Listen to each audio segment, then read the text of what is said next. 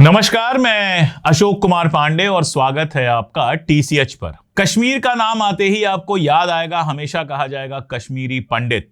और जब नरेंद्र मोदी की सरकार आई थी तो एक दावा यह भी था कि कश्मीरी पंडितों को वापस कश्मीर के अंदर बसाया जाएगा। लेकिन जो सरकार देश भर में मुसलमानों के खिलाफ जो कुछ होता है उसको बचाने के लिए कहती है कि कश्मीर में कश्मीरी पंडितों के साथ क्या हुआ था, वो सरकार कश्मीर के अंदर कश्मीरी पंडितों को भी बचा नहीं पा रही है। बाहर से कश्मीरी पंडित लाने की बात आप छोड़ दीजिए, जो कश्मीरी पंडित रह रहे हैं कश्मीर के अंदर उनको भी यह सरकार बचा नहीं पा रही है।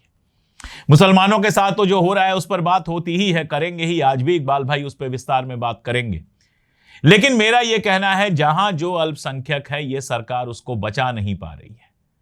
कुछ धमकियां आई, कुछ लेटर्स आए। इसके पहले कश्मीर के अंदर जो लेबर काम करते हैं देश भर से जाके, उनमें नाम पूछकर 2 लेबर्स को मार दिया गया। उसके बाद ही ये धमकियां आई। सरकार दावा करती है कि आतंकवाद पूरी तरह से खत्म हो गया है, लेकिन इन धमकियों के बाद कश्मीरी पंडितों से कहा गया कि आप अपने घर में रहिए, घर से मत निकलिए, वर्क फ्रॉम होम कीजिए। घर से बाहर निकलेंगे तो आपके सुरक्षा की गारंटी ये सरकार नहीं दे सकती। इसका मतलब क्या है? यह दावा झूठा था कि कश्मीरी पंडितों को कश्मीर में वापस लेकर जाएंगे। यह दावा झूठा था कि कश्मीर के अंदर 370 हटाने के बाद आतंकवाद खत्म हो चुका है। और यह भी दावा झूठा था कि सरकार हिंदुओं की रक्षा करती है। कश्मीर के अंदर कश्मीरी पंडितों की सरकार रक्षा नहीं कर पा रही है, उनको घर में रहने के लिए कह रही है। हम जानते हैं कि 3-4 साल पहले एक पूरा अभियान चला था जिसमें एक के बाद एक कई कश्मीरी पंडितों को मारा गया था। और उसके बाद दोबारा यह धमकी जब आई है तो सरकार आतंकवादियों को पकड़ने की जगह कश्मीरी पंडितों को घर में रहने के लिए कह रही है। मुसलमानों की तो बात ही छोड़ दीजिए, सिखों की बात छोड़िए, ईसाइयों की बात छोड़िए, बाकी अल्पसंख्यकों की तो बात ही छोड़ दीजिए। कश्मीर के अंदर जो कश्मीरी पंडित अल्पसंख्यक हैं उनको भी यह सरकार बचा नहीं पा रही है।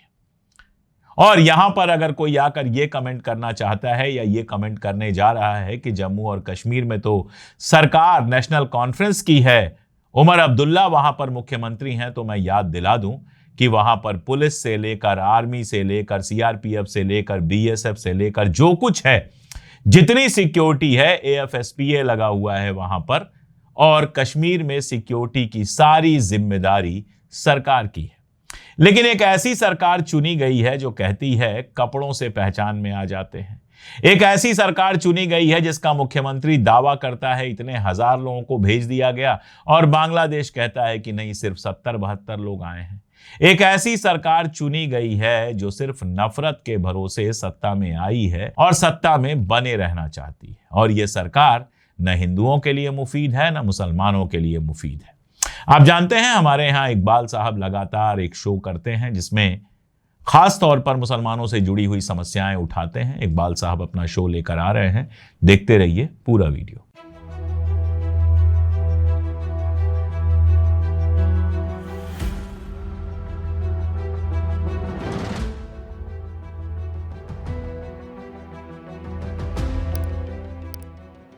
नब्बे दिनों में 25 जिंदगियां जो अब नहीं रही। सिर्फ एक आंकड़ा नहीं है। 25 का मतलब होता है 25 घर, जहां रात के खाने के वक्त अब एक आदमी कम हो जाएगा। और 25 का मतलब है 25 माएँ जिन्होंने अपने बेटे को आखिरी बार देखा, उन्हें पता भी नहीं चला कि वो आखिरी बार था।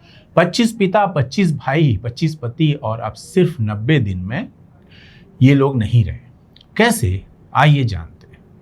नमस्कार, आदाब। टीसीएच के weekly show the Muslim angle में मैं इकबाल अहमद एक बार फिर से आप सबका स्वागत करता हूं। 8 अगस्त 2026 को एक रिपोर्ट आती है, नाम है India prosecution tracker south Asia justice campaign. ये रिपोर्ट एक डरावने सच को हम सबको रूबरू करवाती है। रिपोर्ट बताती है कि 1 मई से 31 जुलाई 2026 के बीच, नोट करिएगा कि 1 मई से 31 जुलाई के बीच सिर्फ 3 महीनों में भारत में 25 मुसलमानों की मौत हुई है। मौत ऐसी जिसका सीधा संबंध उनकी पहचान से है, हिंसा से है और उत्पीड़न से है। रिपोर्ट इन मौतों को 2 हिस्सों में बांटती है। 15 मौतें ऐसी जिन्हें रिपोर्ट राज्य से जुड़ी मौतें कहती है, मतलब इन्हें पुलिस मुठभेड़ में, हिरासत में मौत, सुरक्षा बलों की कार्यवाही में मौत, और 10 मौतें जिन्हें रिपोर्ट भीड़ की हिंसा गौरक्षा के नाम पर हमला और गैर सरकारी कट्टरपंथी हिंसा से जोड़ती है। यहाँ एक बात बहुत साफ करनी जरूरी है कि यह आंकड़ा भारत सरकार का नहीं है, ये सुप्रीम कोर्ट का फैसला भी नहीं है। ये एक मानवाधिकार संगठन का अपना ट्रैकर है जो अखबार की खबरों, परिवार के बयानों और जमीन से जुड़ी जानकारी से इकट्ठा करके बनाया गया है। इसलिए हम ये नहीं कह सकते कि अदालत ने इन सभी 25 मामलों को धर्म के आधार पर हत्या मान लिया, लेकिन हम ये भी नहीं कह सकते कि इस रिपोर्ट को कूड़ेदान में फेंक दो, क्योंकि इन रिपोर्ट में 25 नाम हैं, 25 जगहें हैं और 25 परिवार की चीखें हैं। अगर उनमें से एक भी चीख सच्ची है तो क्या हमें उन्हें नहीं सुनना चाहिए? चलो एक एक करके समझते हैं। पहली कहानी है भीड़ की। रिपोर्ट कहती है कि 22 मई असम का सोनितपुर 2 मुस्लिम पुरुष, नाम नहीं सिर्फ शक कि उन्होंने मवेशी को चोरी की है, यानी गाय को चुराया है। भीड़ आती है, सवाल नहीं पूछती है, सबूत नहीं मांगती, अदालत नहीं बुलाती है, भीड़ खुद फैसला करती है, पीट पीट कर 2 लोगों की जान ले लेती है। लेकिन एक तीसरा भी था जो बच गया, वो घायल पड़ा हुआ था। अब मैं आपसे पूछता हूं कि अगर किसी पर चोरी का शक है तो इस देश में तरीका क्या है? उसे पकड़ो, पुलिस को दो, पुलिस की जांच करेगी, अदालत सजा देगी। लेकिन कब से चोरी की शक में सजा मौत हो गई है और कब से भीड़ को यह अधिकार मिल गया कि वो पुलिस भी बन जाए, जज भी बन जाए और जल्लाद भी बन जाए? कानून की किताब में एक लाइन लिखी है भारतीय संविधान में कि हर व्यक्ति तब तक बेगुनाह है जब तक अदालत उसे गुनहगार साबित न कर दे। लेकिन जब भीड़ सड़क पर ये किताब ही जला दे तो उस दिन कानून नहीं मरता, उस दिन हम सब थोड़ा थोड़ा मर जाते हैं। दूसरी कहानी है दिल्ली के त्रिलोकपुरी इलाके की। 16 साल का एक लड़का, सिर्फ 16 साल, और अभी तो उसकी मूछें भी ठीक से नहीं आई थी। अभी तो उसने 10वीं की परीक्षा का तनाव भी नहीं झेला था। रिपोर्ट में लिखा है कि परिवार का आरोप है कुछ लोगों ने उसका पीछा किया, मुस्लिम विरोधी गालियां दी और चाकू से मार दिया। 16 साल का वो बच्चा अब इस दुनिया में नहीं है। सोचिए उस माँ के बारे में जो शाम को इंतजार कर रही होगी कि बेटा स्कूल से पढ़कर आएगा तो दरवाजा खुलने पर पूछेगी, हाथ धो लिए, चलो खाना खा लो। लेकिन वो दरवाजा कभी नहीं खुलता है, क्योंकि ये सिर्फ चाकूबाजी घटना नहीं है, ये पुलिस केस में एक डायरी का नंबर भर नहीं है। यहाँ ये देखना जरूरी है कि मारने से पहले उसकी पहचान को गाली दी गई थी। अगर किसी को उसके धर्म की वजह से मारा जा रहा है तो वो सिर्फ हत्या नहीं है, वो एक संदेश है पूरे मोहल्ले के लिए, पूरे समुदाय के लिए कि डरो, और डर से बड़ा कोई जहर नहीं होता। अब आते हैं उस हिस्से पर जो सबसे ज्यादा परेशान करता है। 15 मौतें राज्य से जुड़ी है। पुलिस, जिसकी वर्दी पर हमें भरोसा होना चाहिए, जो हमारी रक्षा के लिए है। रिपोर्ट कहती है कि इनमें पुलिस मुठभेड़ में मौतें हुई हैं, हिरासत में मौतें हुई हैं। मैं फिर कह रहा हूं कि हर मुठभेड़ फर्जी नहीं होती, लेकिन ज्यादातर की कहानियां एक जैसी होती हैं। पुलिस पर रोज गोलियां चलती हैं। पुलिस का काम आसान नहीं है, अपराधियों से लड़ना सरकार का फर्ज है, लेकिन सवाल यह है कि क्या हर मुठभेड़ में प्रक्रिया का पालन हुआ? जब किसी मुठभेड़ में कोई मारा जाता है तो क्या सिर्फ पुलिस की लिखी हुई रिपोर्ट ही आखिरी सच होनी चाहिए? क्या पोस्टमार्टम नहीं होना चाहिए? क्या घटनास्थल की फोरेंसिक की जांच नहीं होनी चाहिए? क्योंकि लोकतंत्र में पुलिस के पास बंदूक होती है, और जिसके पास बंदूक होती है उससे सवाल पूछना सबसे ज्यादा जरूरी होता है। रिपोर्ट उत्तर प्रदेश के आंकड़ों का भी जिक्र करती है। 2007 के बाद हजारों ऑपरेशन, सैकड़ों मौत, और उत्तर प्रदेश में एक टांग में गोली लगने से लंगड़ों की तादाद बहुत ज्यादा बढ़ गई है। सरकार कहती है कि ये अपराध के खिलाफ जीरो टॉलरेंस है। मानवाधिकार संगठन पूछते हैं, क्या हर बार कानून का पालन हुआ? यह सवाल मुसलमान का नहीं है, यह सवाल हिंदू का भी नहीं है, दलित का भी है और आदिवासी का भी है। अगर हम ये मान लें कि पुलिस को बिना अदालत के फैसले के गोली मारने का हक है, तो कल को बंदूक किसी और की तरफ भी तो मुड़ सकती है। और पुलिस हिरासत में मौत, इससे दर्दनाक तो कुछ हो ही नहीं सकता।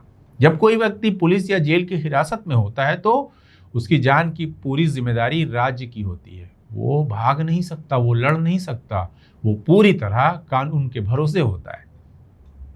अगर उसी भरोसे में उसकी मौत हो जाए तो जवाब कौन देगा?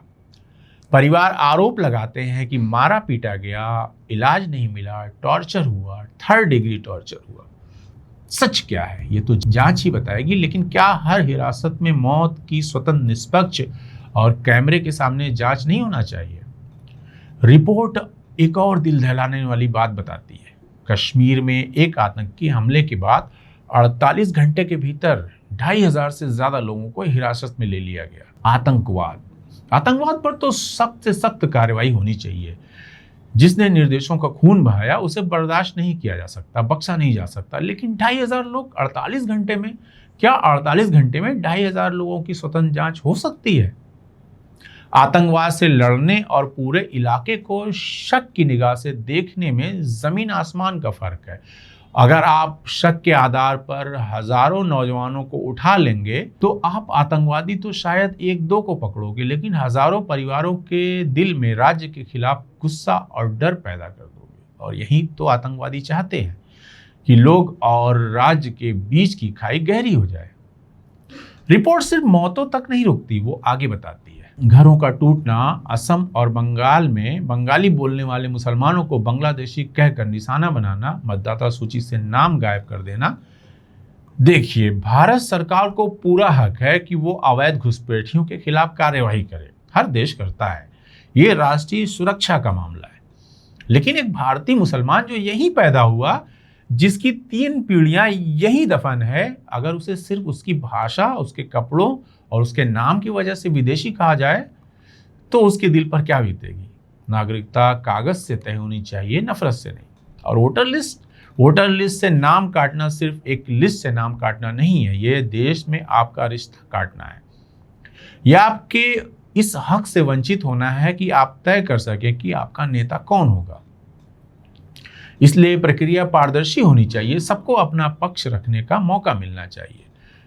रिपोर्ट के आखिर में एक डरावना अनुमान, जनवरी से जुलाई 2026 तक यानी 7 महीनों में 44 मुस्लिम मौतें। अगर यही रफ्तार रही तो 2026 अब तक का सबसे डरावना साल बन सकता है। और क्या सच में होगा हम नहीं जानते, क्योंकि जैसा मैंने पहले कहा, ये सरकारी आंकड़े नहीं है, एक ट्रैकर है। लेकिन सवाल आंकड़ों का है ही नहीं, सवाल 25, 24 या 26 का नहीं है, सवाल एक का भी है।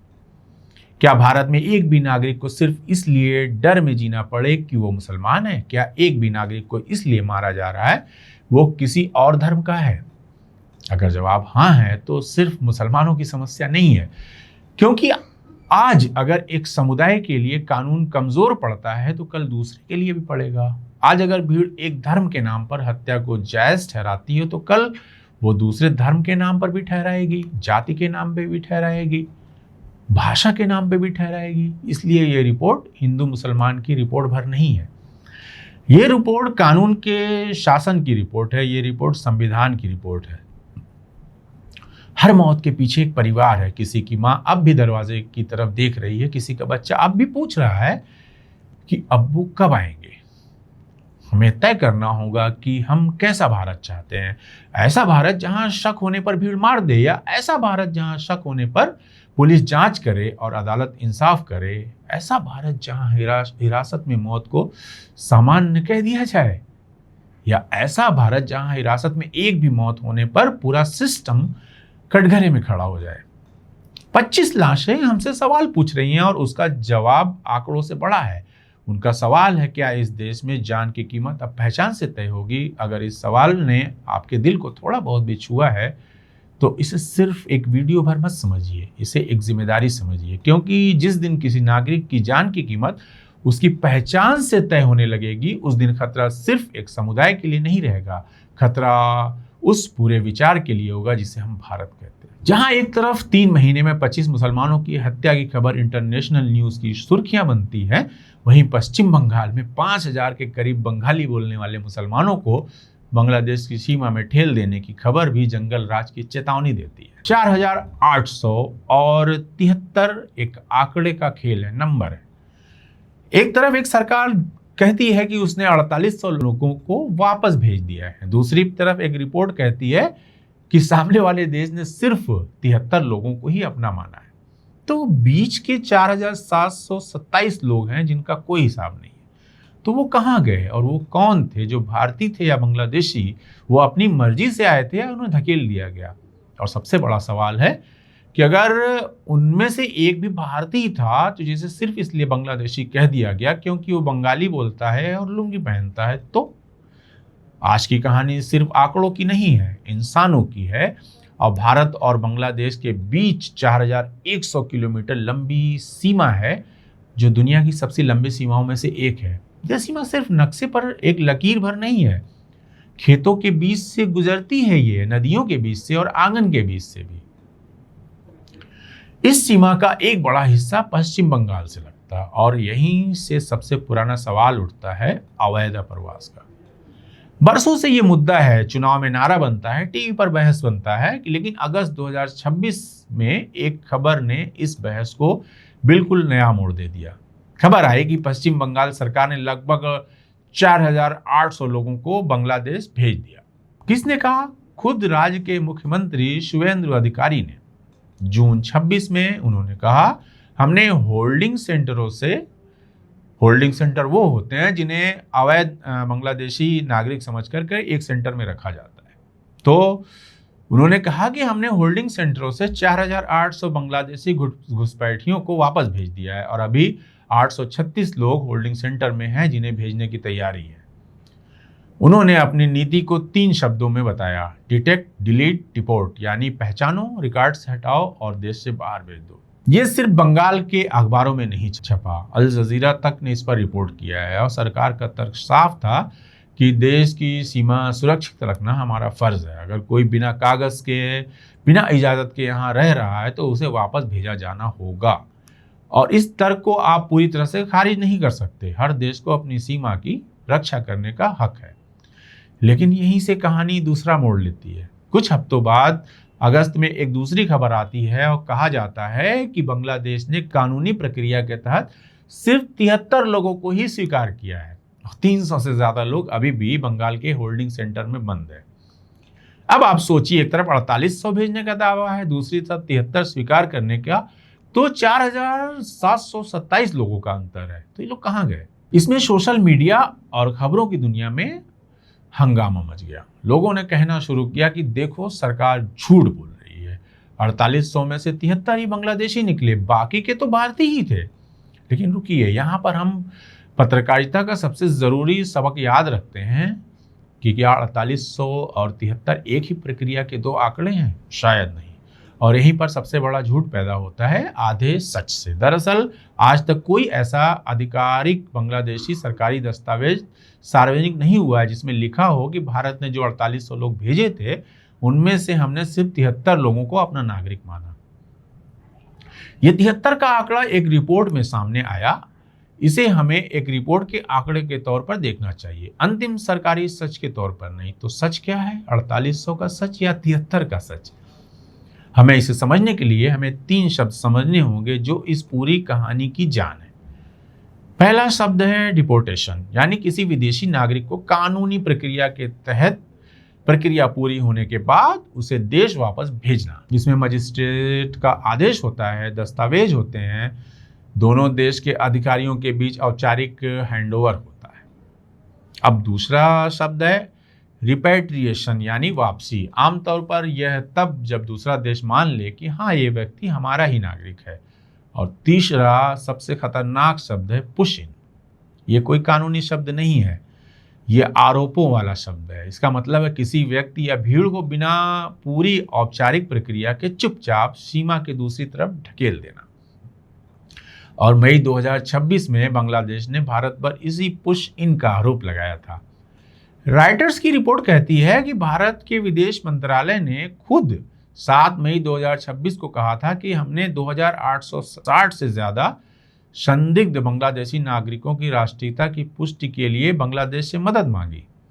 मतलब भारत खुद कह रहा है कि हमें वेरिफिकेशन में मदद करो। उधर बांग्लादेश बॉर्डर गार्ड बीजीबी ने सीमा पर निगरानी बढ़ा दी है। उन्होंने गांव-गांव में माइक से ऐलान किया है कि कोई जबरन सीमा पार कराने की कोशिश करे तो हमें बताओ। बांग्लादेश का कहना था कि अगर आपको लगता है कि कोई बांग्लादेशी है तो हमें सबूत दो, हम जांच करेंगे और फिर हम कानूनी तरीके से उसे लेंगे, बिना प्रक्रिया के मत भेजो। तो क्या 4800 में से कुछ लोग डिपोर्टेशन थे और कुछ पुश इन? तो क्या 77 वो आंकड़ा है जो औपचारिक प्रक्रिया से स्वीकार किया गया, मतलब लीगल तरीके से? जब तक कि सरकारें नामों की लिस्ट सार्वजनिक नहीं करती तब तक हम सिर्फ अंदाजा ही लगा सकते हैं और अंदाजे पर देश नहीं चलते।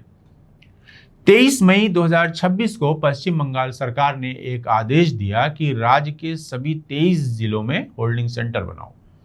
पहले 2 सेंटर मालदा मुर्शिदाबाद में बने, फिर 29 मई तक 380 से ज्यादा लोग इनमें थे। बाद में खबर आई कि 11 सेंटर और बन गए हैं और 300 से ज्यादा लोग अभी भी अंदर हैं। तो होल्डिंग सेंटर क्या होता है? ये जेल नहीं होती। सरकार कहती है ये उन विदेशी नागरिकों को अस्थायी तौर पर रखने की जगह है जो जेल से छूट चुके हैं या पकड़े गए और अपने देश वापस भेजे जाने का इंतजार कर रहे हैं। कागज पर यह व्यवस्था ठीक लगती है, लेकिन जमीन पर सवाल उठते हैं। इनके अंदर कौन है? उनकी नागरिकता कैसे तय हुई? क्या उसे वकील मिला? क्या उसे अपनी बात कहने का मौका मिला? क्या उसका परिवार जानता है कि वो कहाँ है? क्योंकि एक गलती, सिर्फ एक गलती किसी भारतीय को विदेशी बना सकती है। इस पूरी कहानी का सबसे दर्दनाक हिस्सा यही है। पश्चिम बंगाल, असम, त्रिपुरा, यहाँ करोड़ों बंगाली बोलने वाले भारतीय रहते हैं। वो हिंदू भी हैं, मुसलमान भी हैं। वो बंगाली बोलते हैं ठीक वैसे ही जैसे बांग्लादेश में बोली जाती है। उनके नाम भी मिलते जुलते हैं। तो क्या सिर्फ बंगाली बोलने से कोई बांग्लादेशी हो गया? फ्रंटलाइन मैगजीन में एक प्रवासी मजदूर संगठन के हवाले से लिखा है कि कुछ ऐसे भारतीय मजदूरों को भी बांग्लादेश की तरफ ढकेला गया जो बंगाल के ही रहने वाले थे, जो काम करने दूसरे राज्यों में गए थे। सोचिए एक मजदूर के बारे में जो उत्तर 24 परगना के हाकिमपुर चेक पोस्ट पर अपने फटे पुराने थैले के साथ खड़ा है। उस थैले में एक आधार कार्ड है जो शायद गांव में छूट गया या बाढ़ में बह गया। वो पुलिस वालों को समझाने की कोशिश कर रहा है, साहब मैं यही का हूं, मैं मालदा का ही हूं। लेकिन पुलिस वाला उसकी बंगाली सुनकर कहता है कि तो बांग्लादेशी है। क्या ये हो सकता है? हाँ बिल्कुल ये हो सकता है। अगर एक बार भी ऐसा हुआ तो सिर्फ एक गलती नहीं है, यह भारतीय नागरिक के साथ सबसे बड़ा अन्याय है। क्योंकि किसी विदेशी को वापस भेजना कानून है, लेकिन किसी भारतीय को विदेशी कहकर बाहर कर देना यह कानून का मर्डर है। हाकिमपुर बॉर्डर पर मई जून से यही दृश्य है। सैकड़ों लोग अपने बच्चों के साथ बांग्लादेशी दस्तावेज हाथ में लिए सीमा पार करने का इंतजार कर रहे थे। कुछ डरे हुए थे, कुछ ने कहा कि हमें डर था कि हमें पकड़कर होल्डिंग सेंटर में डाल दिया जाएगा, इसलिए हम खुद जा रहे हैं। ये वो लोग हैं जो बरसों से भारत में मजदूरी कर रहे थे, राजमिस्त्री, घरेलू कामगार, सफाई कर्मचारी। उनके बच्चे शायद यहीं पैदा हुए थे और यहीं बड़े हुए थे, लेकिन अगर उनके पास भारत में रहने का कानूनी हक नहीं था तो कानून अपना काम करेगा। सवाल सिर्फ इतना है कि क्या कानून ने अपना काम कानूनी तरीके से किया? और भारत का सच क्या है? भारत कहता है मेरी सीमा सुरक्षित होनी चाहिए, मेरे संसाधन पर मेरे नागरिकों का हक है, अवैध प्रवास राष्ट्रीय सुरक्षा के लिए खतरा है, और ये बात दुनिया का हर देश कहता है, इसमें कुछ भी गलत नहीं है। बांग्लादेश का सच क्या है? बांग्लादेश कहता है कि अगर आप किसी को मेरा नागरिक कहते हैं तो सबूत दो, मैं वेरीफाई करूंगा, बिना वेरिफिकेशन के आप लोगों को सीमा पर मत छोड़ो। ये अंतर्राष्ट्रीय नियमों के खिलाफ है। दोनों ही अपनी जगह सही लगते हैं। फिर झगड़ा कहाँ है? झगड़ा है वेरिफिकेशन में, और यही सबसे जरूरी शब्द है वेरिफिकेशन। क्योंकि आज 4873 पर लड़ने से कुछ नहीं होगा। असली सवाल ये है कि जो सरकार से पूछा जाना चाहिए कि उन 4800 लोगों की लिस्ट कहाँ है, हर व्यक्ति का नाम क्या है, उनके पास कौन सा दस्तावेज था, उनकी नागरिकता किस आधार पर तय की गई, कितने लोगों को औपचारिक रूप से बीजीबी के हैंडओवर किया गया, कितने लोग खुद चले गए और कितने लोगों को लेकर बांग्लादेश ने कहा कि हाँ वे हमारे हैं। जब तक ये लिस्ट, ये रिकॉर्ड सार्वजनिक नहीं होता तब तक 48 और 73 के बीच एक धुंधलका बना रहेगा। और इस धुंधलके में सबसे ज्यादा नुकसान किसका है? उन गरीब बंगाली बोलने वाले मुसलमान मजदूरों का जो भारतीय हैं, लेकिन डर में जी रहा है कहीं उसे भी बांग्लादेशी कहकर न पकड़ लिया जाए। उस भारतीय राज्य का भी है जो अपनी सीमा सुरक्षित करना चाहता है, लेकिन पारदर्शिता न होने की वजह से सवालों के घेरे में। देखिए, नागरिकता धर्म से तय नहीं होनी चाहिए। बांग्लादेश से आने वाला हर व्यक्ति मुसलमान हो सकता है क्योंकि बांग्लादेश मुस्लिम बहुल देश है, लेकिन इसका मतलब ये नहीं है कि भारत में रहने वाला हर बंगाली बोलने वाला बंगाली मुसलमान बांग्लादेशी है। नागरिकता कागज से, कानून से और सबूत से तय होनी चाहिए, शक से नहीं, भाषा से नहीं, कपड़ों से नहीं। क्योंकि सीमा की सुरक्षा जरूरी है, लेकिन उससे भी ज्यादा जरूरी है अपने नागरिक की सुरक्षा। एक अवैध प्रवासी को देश में रखना देश के लिए खतरा हो सकता है, लेकिन एक भारतीय नागरिक को गलती से विदेशी कहकर देश से निकाला देना देश की आत्मा के लिए खतरा है। तो आज का सवाल मैं आपके लिए छोड़ता हूं कि आप लोग क्या चाहते हैं? एक ऐसी सख्ती कि जो बिना कागज देखे सबको बाहर कर दे, चाहे एक दो भारतीय भी गलती से बाहर चले जाए, या एक ऐसी प्रक्रिया जो थोड़ी धीमी जरूर हो लेकिन ये पक्का करे कि एक भारतीय के साथ अन्याय न हो। 4800, 4800 और 73 का सच शायद किसी फाइल में बंद है, लेकिन इंसाफ का सच है वो सबको मिलकर तय करना चाहिए। तो आज की वीडियो में इतना ही। वीडियो कैसा लगा कमेंट करके ज़रूर बताएं, और अगर हमारा चैनल आपने सब्सक्राइब नहीं किया है तो तुरंत सब्सक्राइब कर लें। मिलते हैं फिर अगले वीडियो में। बहुत बहुत शुक्रिया।